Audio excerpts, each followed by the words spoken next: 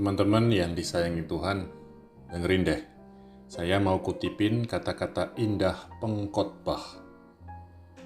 Apakah untung seorang pekerja dari yang dikerjakannya dengan jerih payah? Aku telah melihat pekerjaan yang diberikan Allah kepada anak-anak manusia untuk melelahkan dirinya. Allah membuat segala sesuatu indah pada waktunya.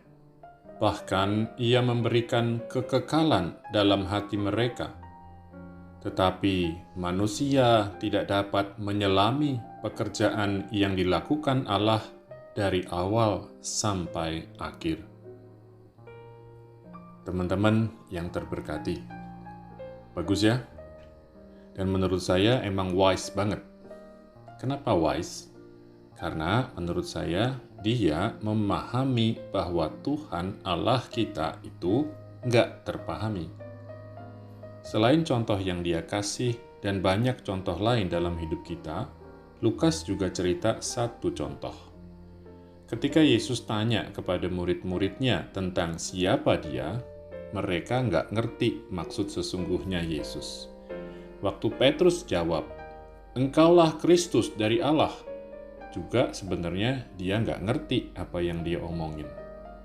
Makanya Yesus harus ngajarin mereka dan bilang, "Anak manusia harus menanggung banyak penderitaan dan ditolak oleh para tua-tua, oleh para imam kepala dan para ahli Taurat, lalu dibunuh dan dibangkitkan pada hari ketiga." Masih ingat nggak?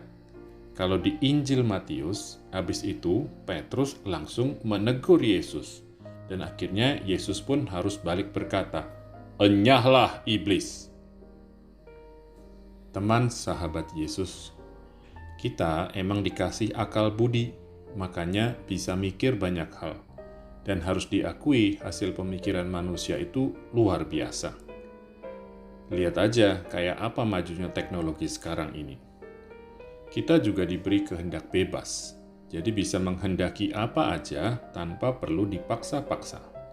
Sayangnya, yang dipikirkan dan dikehendaki manusia nggak selalu yang baik, nggak selalu sejalan sama apa yang dipikir dan dikehendaki Tuhan. Udah pikiran yang nggak pernah bisa sepenuhnya ngerti pikiran Tuhan, ditambah lagi biasanya manusia pinginnya yang enak-enak aja, maunya enaknya sendiri.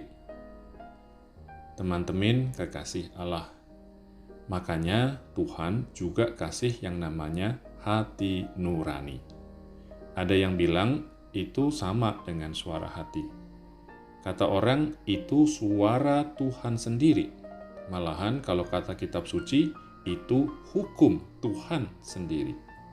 Nah, inilah yang meskipun gak jelas-jelas amat, tapi selalu jadi alarm buat kita. Ngasih tahu mana yang selaras, mana yang gak selaras sama pikiran dan maunya Tuhan. Makin dekat kita ke Tuhan, tentu suaranya makin kencang dan makin jelas juga kita dengar. Dalam arti tertentu, kita makin ngerti, makin paham Dia mau apa dari kita. Yuk, dekat-dekat sama Tuhan. Jangan seenaknya sendiri,